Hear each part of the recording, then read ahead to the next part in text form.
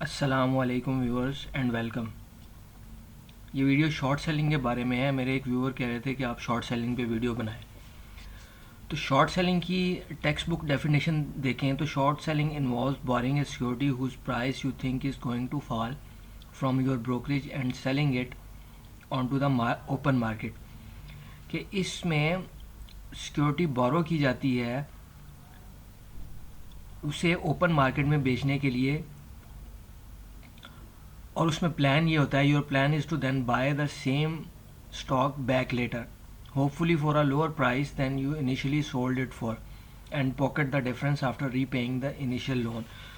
और प्लान उसमें ये होता है कि इस स्टॉक को बाद में बाय किया जाएगा इस उम्मीद पर कि प्राइस नीचे आ जाएगी उस प्राइस से जो जिस प्राइस पे बेचा गया था। मैं आगे चल के इसकी एग्जांपल्स में एक्सप्लेन करता हूँ। और जो डिफरेंस है उसे उसे जेब में डाल लिया जाए और जो उसके ऊपर इंटरेस्ट है यानी बोरिंग की जो कॉस्ट थी वो पे कर दी जाए। अब एग्जांपल्स में देखें कि आमतौर पे बाय किया जाता है और फिर सेल किया जाता है। इसमें पहले शॉर्ट सेलिंग में पहले सेल करना है और फिर बाय करना है। ये एरिया है सेलिंग का डीजी सिमट में कुछ कैलकुलेशंस की बुनियाद पे कि मैं कहता हूँ कि 110 पे या 112 पे के एरिया में मैं सेलिंग करूँगा। तो अगर प्राइस 112 से ऊपर जाएगी तो लॉस होगा। 100 प्राइस जो है 112 से नीचे आने की सूरत में मुझे प्रॉफिट होगा। उसके बाद प्राइस 75 तक आ गई। ये बाद में अपनी टेक्निकल एनालिसिस की बुनियाद पे या कुछ कैलकुलेशंस की बुनियाद पे देखना है कि मैंने उसे कहाँ पे कवर करना है। इसी तरह ये एरिया सेलिंग का था 90 रुपीज़ सेलिंग का एरिया है। 90 से 95 होने की सूरत में लॉस होगा शॉर्ट सेल किया हुआ है। बाय जब करते हैं तो उसमें तो 90 पे बाय किया तो 95 पे प्रॉफिट होना शुरू हो गया, या 90 से ऊपर जितनी भी प्राइस गई वो प्रॉफिट होना शुरू हो गया। लेकिन शॉर्ट सेलिंग में 90 से ऊपर प्राइस जाने की सूरत में लॉस होना शुरू हो जाएगा और नीचे आने की सूरत में प्रॉफिट हो जाएगा। इसके बाद प्राइस जो है वो 67 तक आ गई। अब इसमें देखना है कि किस एरिया में कटिंग करनी है।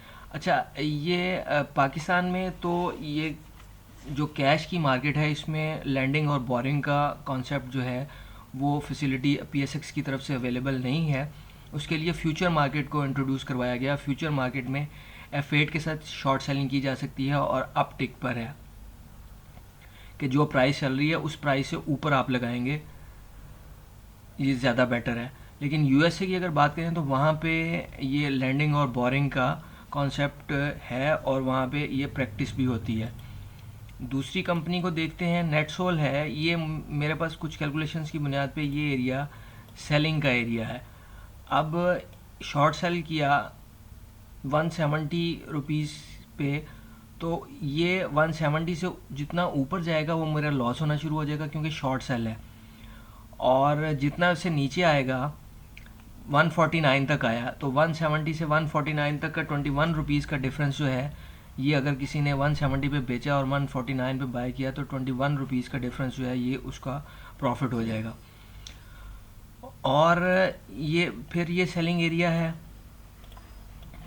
ये सेलिंग एरिया है। इसकी बुनियाद पे सेल किया तो नीचे आने की सूरत में प्रॉफिट होगा और प्राइस अगर ऊपर जाएगी तो लॉस। ये 157 पे सेलिंग किया तो 110 तक प्राइस आ गई। तो ये डिफरेंस जो है ये शॉर्ट सेलर को बाय की सूरत में प्रॉफिट मिलेगा। ये सेलिंग का एरिया है। Same story, this is selling area. जब ट्रेंड डिफाइन हो गया तो फिर सेल करके करेंगे तो प्रॉफिट होगा। इस एरिया में अगर कोई बाय करता रहा तो वो लॉस में ही रहा। इसी तरह एनआरएल को देखते हैं। ये फॉर्मेशन के ब्रेकडाउन के बाद ये एक मुनासिब पुल बैक है जिसके ऊपर शॉर्ट सेलिंग मेरे पास ट्रिगर हुई और ये एरिया बन रहा है 380 या 390 का एरिया है। तो उसके बाद 390 से प्राइस जो है 230 तक आ गई। तो ये अच्छा खासा डिफरेंस जो है ये प्रॉफिट की सूरत में होगा अगर शॉर्ट सेल किया हुआ तो। और 1:3 की रेशो में फ्यूचर में काम होता है। आम ब्रोकरेज हाउस ऐसा ही करवाते हैं। तो उसमें लाख रुपए के अकाउंट पे 3 लाख का काम अगर हो गया तो 1000 शेयर बेचा तो 380 पे 1000 शेयर बेचने की सूरत में जो है उसका 230 तक का डिफरेंस जो है ये प्रॉफिट होगा। Thank you for watching the video.